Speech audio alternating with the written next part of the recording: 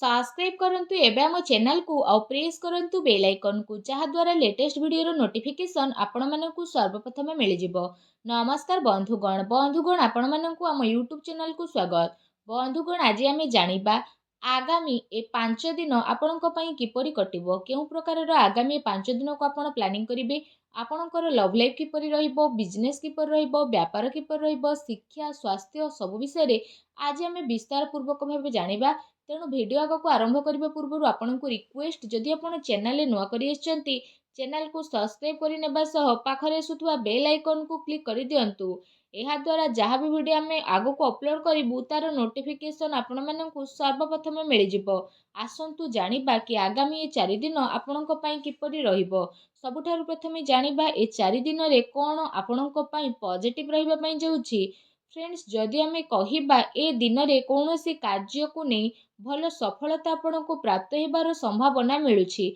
जदि आपण कौनसी प्रकारर कार्य योजना को विस्तार करने पई चेष्टा करूछंती किंबा कौनसी नुआ कार्यर आरंभ करने पई चाहुछंती तो सेथिरे आपण को भल सफलता मध्य प्राप्त हेबो। फ्रेंड्स, एहा सहित जदि कहिबा भूमि भवन वाहन आदि किणाकिणी पाई मध्य भल जोग मध्य बनुछि। वैज्ञानिक दृष्टिकोण तथा उन्नत भावना आपण को आग को बढ़ाइबारे सहायता प्रदान करिवो। बड़ लोकंकर सहयोग आशीर्वाद आपण को ऊपर बनिकी रहइबो। फ्रेंड्स, एहा सहित जो समाचार को आपण प्राप्त करिबा पई काफी समय रु प्रयास करी आसुथुले तो सेही सबुरे आपण को सफलता अवश्य ही मिलिबो। केवल निजर कार्य को योजनाबद्ध उपाय रे करिबार आपण को आवश्यकता रहिछि। चाकरी पई दिया जाइथिबा प्रतियोगी परीक्षार परिणाम आपणक सपक्ष रे मध्य जीवो। आपण आपणकर लक्ष्य प्रति पूर्ण रूप से एकाग्र चित्त रहिबे। आपणकु सफलता अवश्य ही ए दिन रे प्राप्त हेबो। ज्ञानवर्धन पुस्तक को पढ़िबारे निजर समय को व्यतीत करंतु। ता सहित कौनसी आध्यात्मिक तथा प्रतिष्ठित व्यक्तिंकर आशीर्वाद आपणको ए दिन रे मिली पारे और मार्गदर्शन मध्य मिलिबो। सामाजिक गतिविधि रे टिके दूरता बनेकी रखंतु। एथिरे समय व्यर्थ हेबा सहित आउ किछि आपणकु प्राप्त हेबो नाही। दिन अपेक्षा आपण राति को अधिक गुरुत्व देबे। दिल अपेक्षा दिमाग रु कथा सुनिबा पई चेष्टा करंतु, जहा द्वारा आपणकर स्वाभिमान कौनसी भी परिस्थिति रे हिम्मतर साथ छाड़िबो नाही। एहा आपणकर सबुठारु बड़ संपत्ति अटे। संतानकर शिक्षा संबंधित कौनसी महत्वपूर्ण कार्य होई पारे। शिक्षा संस्थान रे आपणकु शुभ फल मिलिबो। अनुभवी तथा जिम्मेदारी लोकंकर मार्गदर्शन आपणकु आहुरी अधिक मजबूत करी देबो। जो कारण पई आपणकु उचित परिणाम मध्य हासिल हेबो एवं आपणक मन बहुत ही प्रसन्न मध्य रहइबो। आसंतु जानिबा आपणक पई दिन रे कोन नेगेटिव रहिबो। फ्रेंड्स, भूल कथार प्रतिकार करिबा द्वारा ओ कारण रे ही लोक आपणकर विपक्ष रे जिबे। आपणकु सबु कार्य बहु संयमता और गंभीरतार सह करिबार अछि। टिके भी लापरवाहीर परिणाम घातक आपणक पई होई पारे। कौनसी संपर्कियों स्वास्थ्य को नहीं ए दिन रे आपणकर टेंशन रहिबो। विद्यार्थी हास परिहास एवं मनोरंजन आदि व्यर्थ कार्य रे पड़ी निजर पाठपढ़ा सह समझौता करंतु नहीं। पैसा मामला रे काहा उपरे आपणकु अधिक भरोसा करिबार दरकार नहीं। ता सहित राजनीति मामला रे कार्य रे बहुत ही आपणकु सावधानता रखिबार आवश्यकता रहिछि। एहा सहित कौनसी नुआ निवेश करिबा पूर्वरु आपण भल भाबरे जांच पड़ताल करिकि नियंतु। ए समय रे आर्थिक स्थिति किछि एपरि रहिबो। घरर बड़ लोक एवं वरिष्ठ सदस्यंकर स्वास्थ्यर आपणकु विशेष रूप से ध्यान रखिबार आवश्यकता रहिछि। अजणा अपरिचित व्यक्तिंक द्वारा व्यवहार रे लेण देण रे आपणकु सावधानता रखिबार अति आवश्यक रहिछि।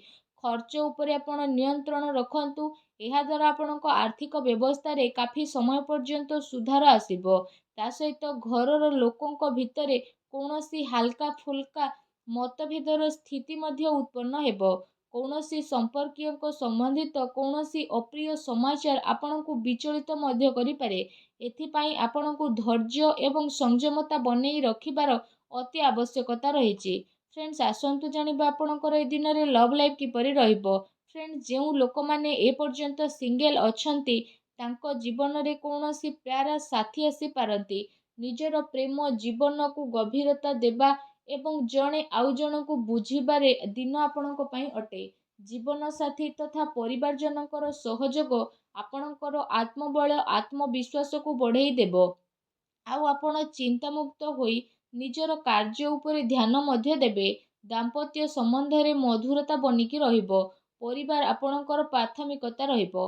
ଜୀବନ ସାଥୀ ଆପଣଙ୍କର ପରିସ୍ଥିତିରେ ସମ୍ପୂର୍ଣ୍ଣ ଭାବରେ ସହଯୋଗ ପ୍ରଦାନ କରିବେ।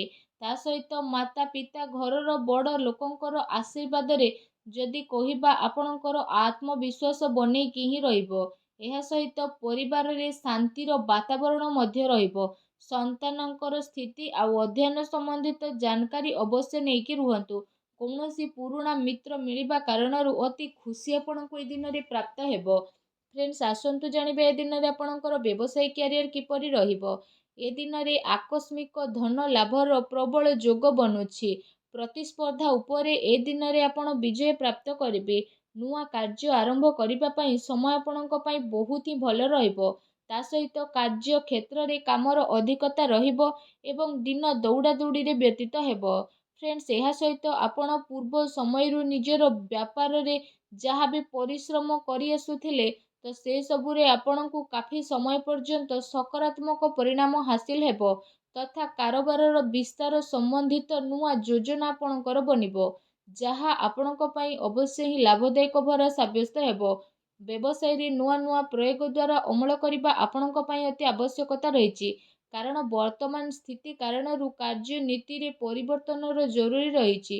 ଯଦି ଆପଣ ଭୂମି ଆଦି ଜିନିଷରେ ନିବେଶ କରିବାର ପ୍ରୋଗ୍ରାମ ବନଉଥାନ୍ତି ତ ଆପଣ ଏସବୁରେ ନିବେଶ କରିପାରିବେ।